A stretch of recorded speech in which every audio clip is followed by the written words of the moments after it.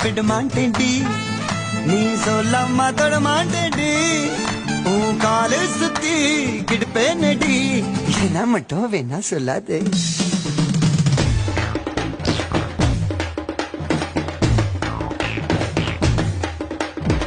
உன்னோட புருஷனாக்கு வேலை போட்டு கொடி எனக்கு கூலி